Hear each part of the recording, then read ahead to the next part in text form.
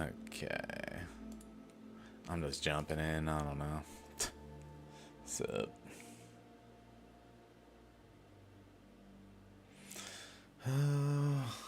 So, exciting news. I don't know if it will happen.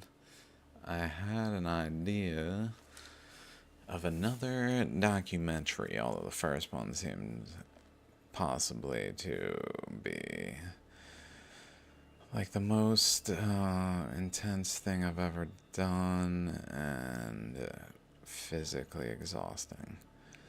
So I don't know if realistically this is feasible, but the first one is about shallograms in the first half ish, and then it transforms that into discussion of the earth as a whole, which I liked how it is. I think it's kind of maybe unfortunate that people would look at it and be like, what the hell is this? And move on before actually seeing what the hell it was. But regardless, it occurred to me, I've been looking at Kamchatka recently, and I've been wanting to make an earthquake focus, like, careful analysis where it's not, or presentation where it's edited and carefully made, I guess, and not just like this. Which is whatever will be, will be.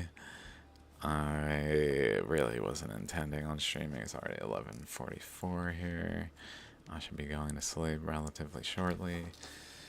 But I said, whatever, I'll just freaking hang out, think about some stuff. I won't really look at the things I was looking at because it's almost. I just don't feel like it in the moment. I'd rather just kind of go with the flow of the moment. Maybe that's better. Anyway, I will get back to that stuff probably in the next one, but just I didn't feel like doing that.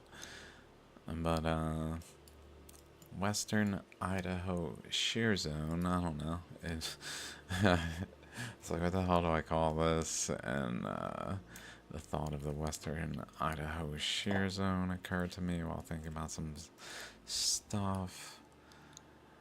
And I just was like, WISZ kid, sure. It's like Hawaii, the relationship of Hawaii, maybe. Um, but so I opened up a paper that Basil Tikoff was related to, involved in, um, who's had multiple appearances on Nick Zedner's channel and some others on YouTube that are also where he talks elsewhere, but not that many. But I thought that would be see what's up. I don't know. Late Cretaceous, mid-crustal exposure of intense shear. Mid-crustal exposure. I wonder if this means at depth to surface or at depth.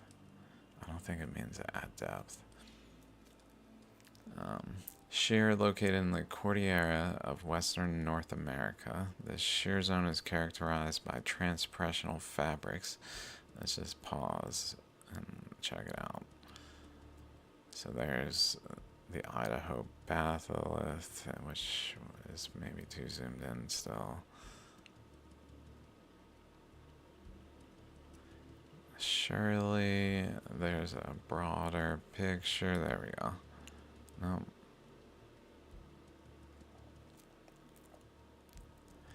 I guess he doesn't relate it to the 706 strontium line in this paper.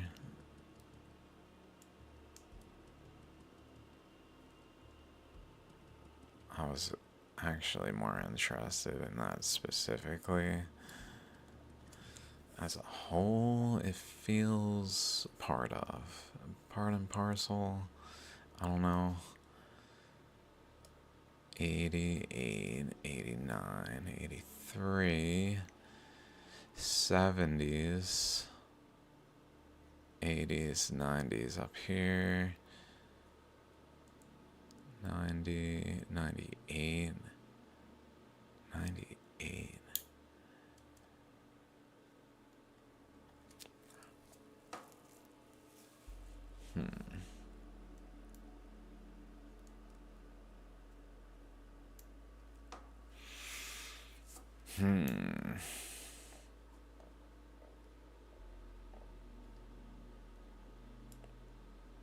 There's so many things that could be looked at to build a picture. It's so much. Like, I'm already thinking about the Idaho bathyllus. Like, is that related to Hess Rise being over here and moving away? And then Hess Rise, I've already forgotten. It's like 110 to 100. I must have it in here. I just don't know if I can find it easily. I almost need to go through and name them myself to be able to reference quickly. Like, that's not it. Surge tectonics.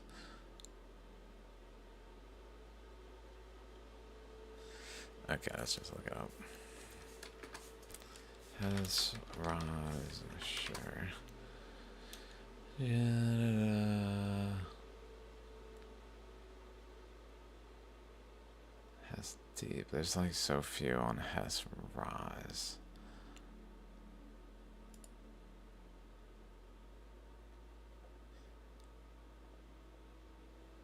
(110 to 100).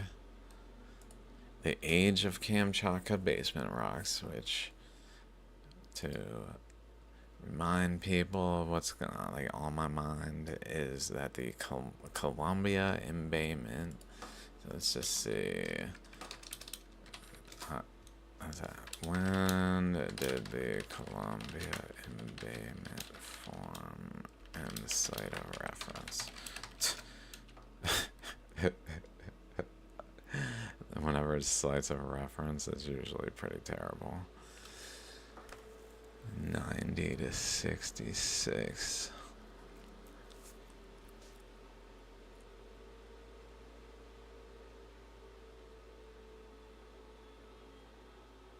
Eugene Humphreys. Let's see if this is real. I'd be surprised. It looks like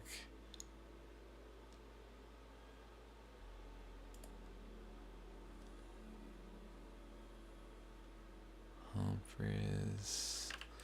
There we go. Okay.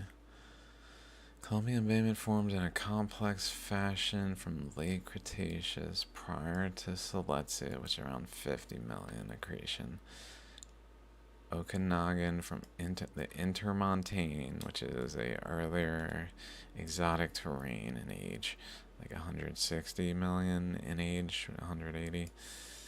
I believe it didn't accrete then, but it's older than insular terrain. But the Okanagan, I don't know all the details, but I know that's what Intermontane is to me. Okanagan and North Cascades crustal blocks pulled away. Let me go back. In the late Cretaceous, the Intermontane, Okanagan, and North Cascades crustal blocks pulled away from their suture with the Blue Mountains and moved north. Fascinating. The Blue Mountains, I've frequently had the thought, is this like super related to Hawaii?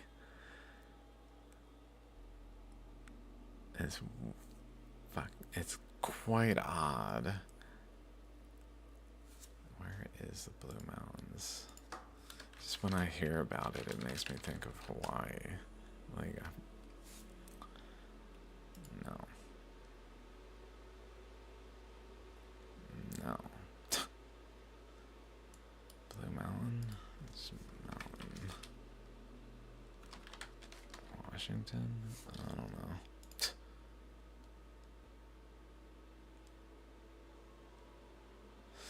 No, probably not.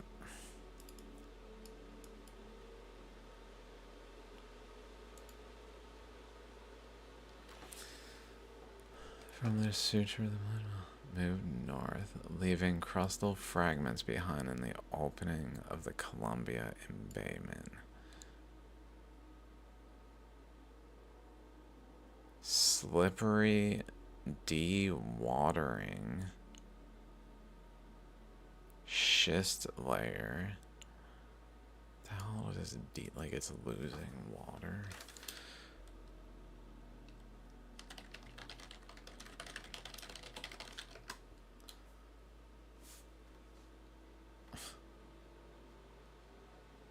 So it's drying out.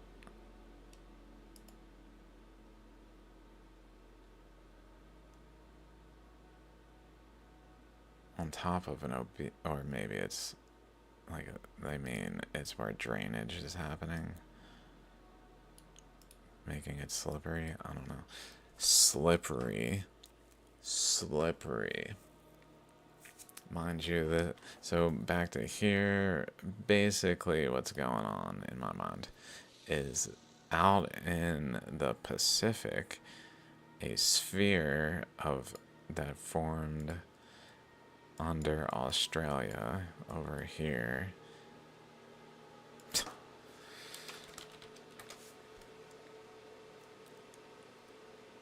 I really don't want to recap, but I sound fucking crazy if I don't give some information, at least to show some, that like, it looks like there's some line of reasoning to it beyond just words. But the sphere formed in this ammonite-like feature as a decay product of a fractal atom that moved over here and then moved over here, and then it went up this way, where it ended up going to Kamchatka region and then running into so much resistance that it went the other way and broke apart and then ran into the Philippines as the Apalaki caldera at Benham Rise, which was at Silesia.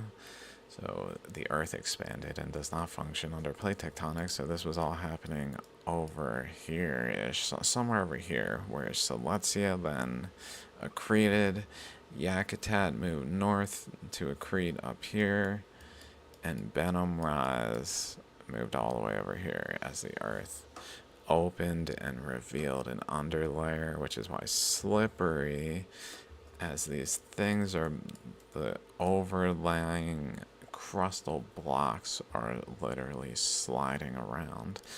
So the thought is that the sphere on its journey north hits Kamchatka, which is actually overlaying Hess Rise, generally speaking, where it's like related to it, possibly reshaped more so than Hess Rise, but it hit Hess Rise here and essentially moved over along this way to here, where it went along the Emperor Trough, along this focal point though, and moved it like this relative to the Emperor Trough. This is the thought pattern, which is also happening though over here, where it's flowing, I don't know in what manner in relationship to the crust, up here, where it then ultimately though goes to essentially here, where the sphere runs into this location, but then it starts to move this way, and I think the sphere fucking goes like here as it's like moving southward on this crustal block. It's going along here. So maybe, I don't know if the geology supports it. I know some of this stuff exhumed from depth. I don't know how much. But maybe I've been thinking like Western North America maybe was actually beneath, in part, some of this. I don't know. Like, is it possible? I don't know. Probably not. Because I've ultimately been thinking it was below, so let's keep going with below. I don't know why, if a sphere is... Like, it looks to me, literally, like a fucking sphere went in here and maybe got to this location and went over to here somehow. Or then it went down this way. But somehow, as this thing is moving north and over here, so basically it runs into resistance at this corner. It seems it's like going up, boom, like where when I put this point and where Kamchatka kind of ends right there and goes towards Alaska. It basically is like appropriate to the general Northern Rockies here, which gives me the thought that it goes over and I was thinking up to Brooks Range and then over and kind of moving into position as the Earth fanned open, like doing some kind of fanning, but maybe where they're like running into each other and then fanning, something where Kamchatka was more attached to all Asia through this process, so it's kind of like Asia was moving, and this portion I guess could have moved too if it opened more, but it ran into resistance and segmented the train at that point.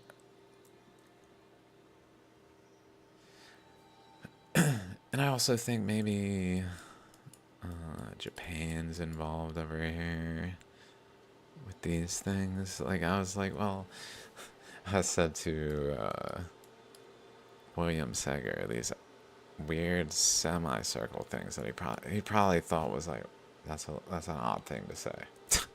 It's an odd thing to say. Like, maybe they're a bit weird, but they're not that weird. Like, we have a understanding of them, but like really they are a bit weird, right? Like along here there's maybe something there too, and then over here there's some nooks, and then here though there's like a chain of them that are very reminiscent of this chain that again is, this one I think is super anomalous. It's like a large semicircle. Maybe it's more wave-like.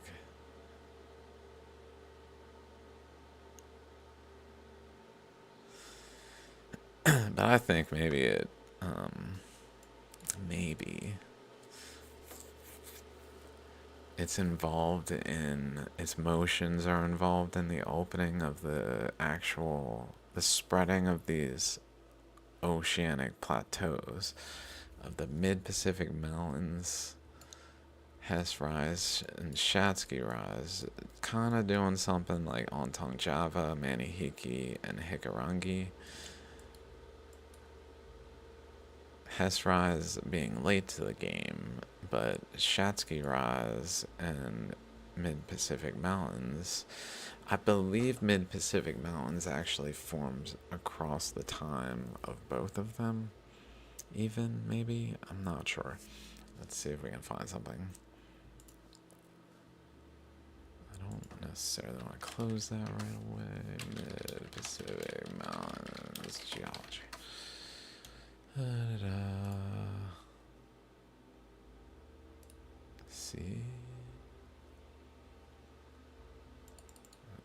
stuff like this is so old. No one's freaking talking about mid-Pacific Mountains. Let's go back. Oh, revisited 1985. Okay. Okay, I take it back. Here we go.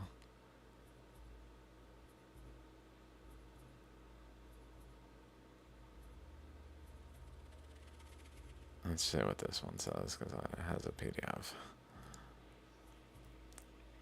I don't think I've looked at this, which is cool. Which is cool. Constraints on tectonic evolution and mantle source region properties of mid-Pacific Mountains, geochemical insights, and geological significance, which my interpretation from way back when, at least 2022,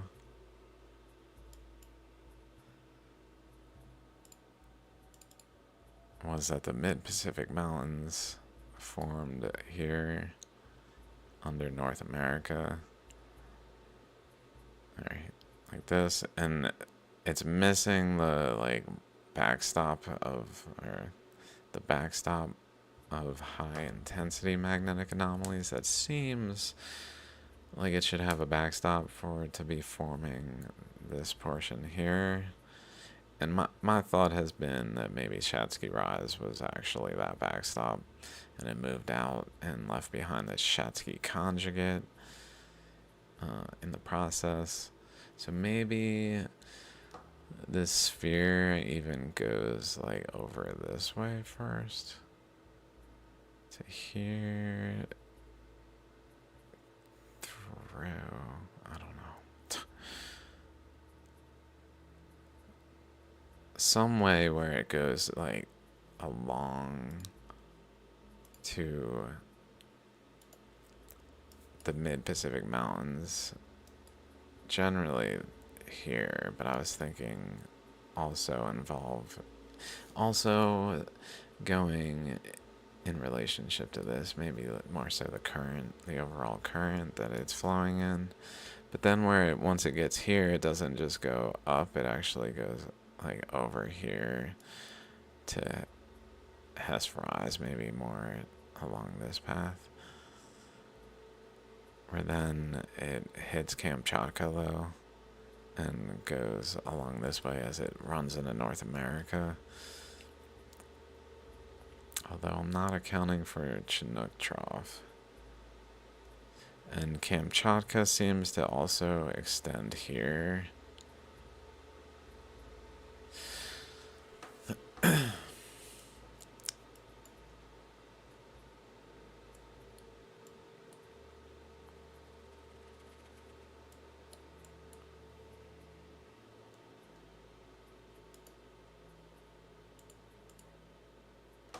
This study selects geochemical data of basalts from different seamounts in the mid-Pacific Mountains province and conducts analyses of major and trace elements.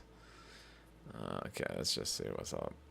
Mid-Pacific Mountains is situated, blah blah, commonly believed to have been formed by the long-term volcanic activity of a deep superplume, resulting in a large-scale basaltic oceanic plateau. So, superplume. The basaltic magma carried by the plume erupted to the surface and brought information from the deep earth and almost uncontaminated by crustal materials below the crust, capped by it, being an ideal material for studying the composition and evolution of the deep materials. Conducting in-depth geochemical studies on seamount basalts can help understanding of intraplate volcanic. Okay. When Hess first discovered the existence of, I still don't remember how to say this word, the flat-top seamounts in the Central Pacific region and suggested them as Cambrian islands. Subsequent exploration, which I would suggest as underlayer support structures, if they're flat topped where something slid off the general region, but there were like protrusions that as it slid off, it actually flattened the top and removed the material. It wasn't actually from water doing it, it was from a continent sliding off all of its pressure points as the Earth expanded.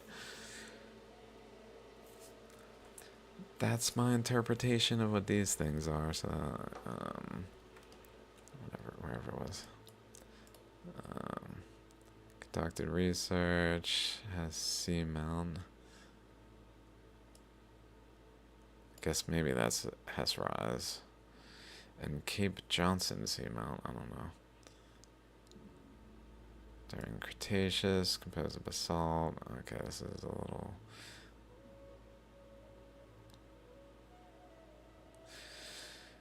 Okay. Subsequent research indicated that the Mid-Pacific Mountains is an extension of the Tuamotu Line Islands hotspot chain.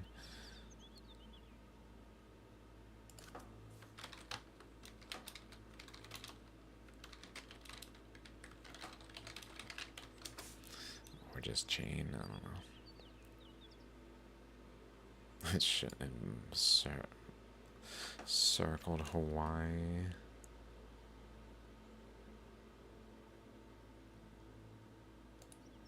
There it is.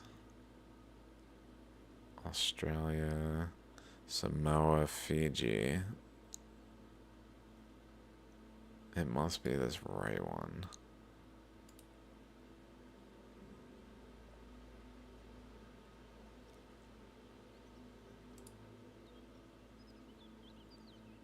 Oh, what the hell? It's a Google Doc. Weird.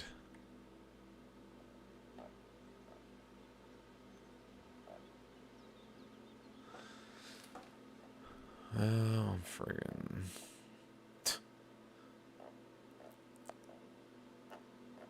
Come on, image. I don't know. I guess I could put to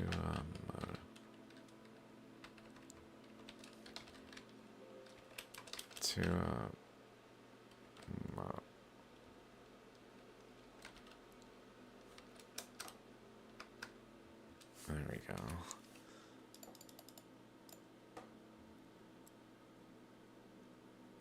Austral Gilbert Marshall. I gotta write that one down too. Austral Gilbert.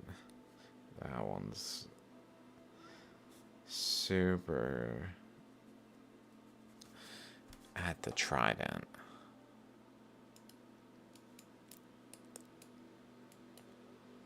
I guess it's like not quite, but it's here's Fiji, here's Samoa, here's the Trident center branching off of fracture zones that go up here, disappear, and then re-emerge up here as different fracture zones.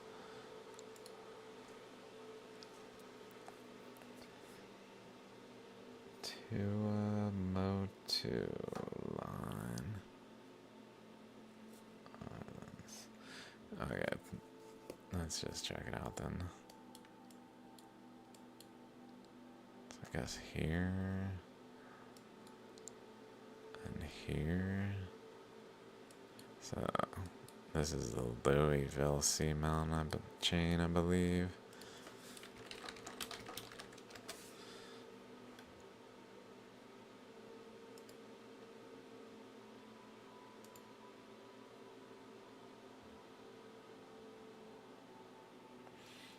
77.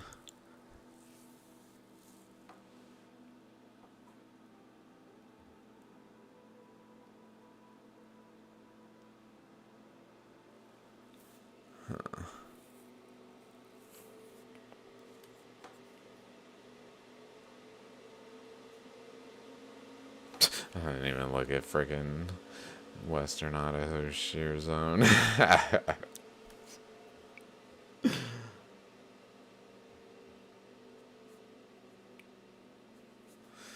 I'm just friggin'. I'm not really reporting today, I guess. More just checking stuff out. A lot of times it's more just kind of reporting. Here's what I found. As best as I can. I haven't looked that much, but it will look some together, but not like this. Entire group of seamounts is believed to form near spreading center.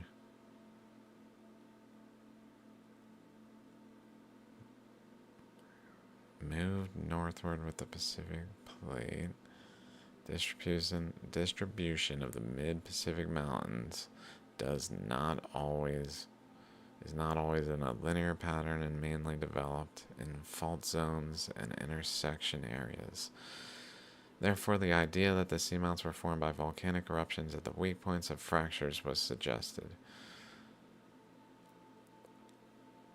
Weak points of fractures. Winter further. I'm just like, how could their line of reasoning incite my own? I don't know. Wintered. Winterer. I feel like I need to look more at that dude's work. Further refine the hotspot origin hypothesis based on drill samples and magnetic survey information. Mid-Pacific Mountains initially formed near the South Pacific hotspot cluster near French Polynesia. Okay, I'm pretty sure it's like freaking, yeah. Oh shit. What? Oh shit.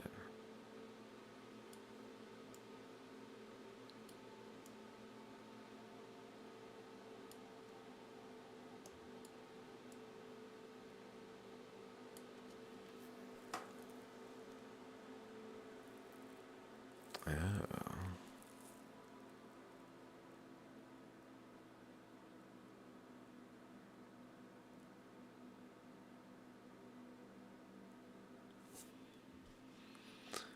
Keep going, let's see.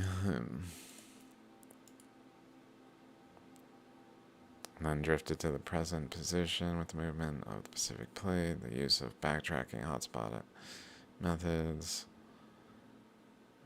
multiple episodes. Okay.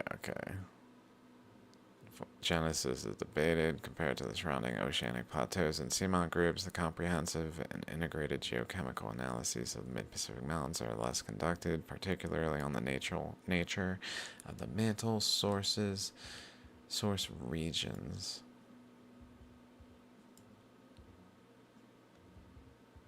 Okay. Line seed chain.